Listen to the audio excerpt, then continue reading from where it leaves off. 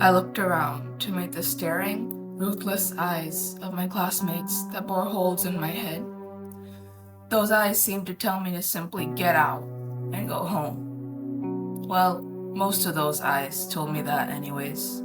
Amy, one of the so-called pretty girls, had her head down to sleep the second I was called up to read my story out loud. Meanie. I took a deep breath to calm my nerves and push my dark bangs out of my navy eyes before I opened my mouth to speak.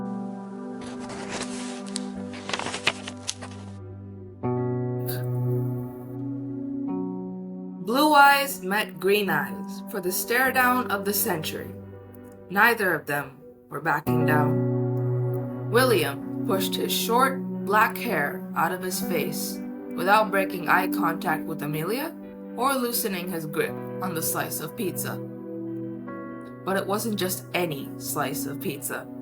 No, it was the last slice of pizza. Amelia, despite being William's sister, was his opposite in both appearance and in nature. Their light skin and love of pizza being the only similarities between the two. A flash of blonde hair passed by William's face before he fell backward, his hand leaving the slice as his head collided with the floor. He looked up, his head throbbing, to find his sister's hand extended toward him, a guilty look in her eyes. They laughed as he got up, wondering why they didn't just split it in half.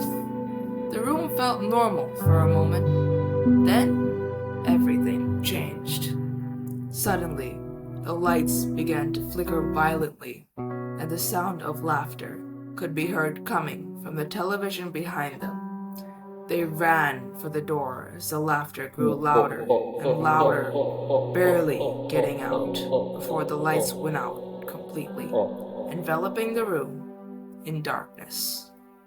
An icy breeze swept through the closed room as a dark figure, draped in shadows, stepped out from the television screen. Its blood-red eyes gleamed as they locked onto it. A sharp claw stretched out from the dark mass, picking up the thing it was searching for, the last pizza slice. It then proceeded to devour it entirely, leaving nothing but crumbs.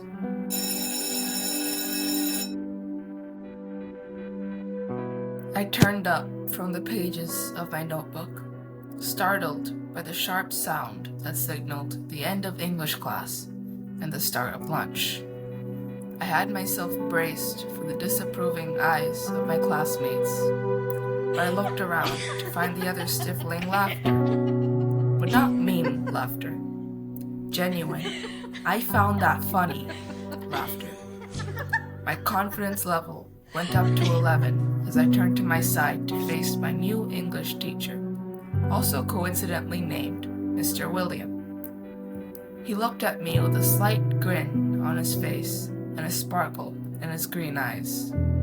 His deep voice boomed through the classroom, chasing away any other sound as he gave his evaluation. It was a solid story. Maybe you could have described the monster with more detail and showed the contrast between the two characters a bit clearer. But otherwise, it was really good. Alright, class disperse. The second he finished his sentence, the entire class rushed out the door, pushing and shoving in a race to get to the hallway first. Along with the clamoring of students attempting to escape the classroom, the faint sound of Mr. William on his phone, trying to convince someone named Amelia that the ghost came out from the TV and took the pizza, could be heard in the background. By the time I managed to get through the ravenous crowd, my hair and uniform were a mess.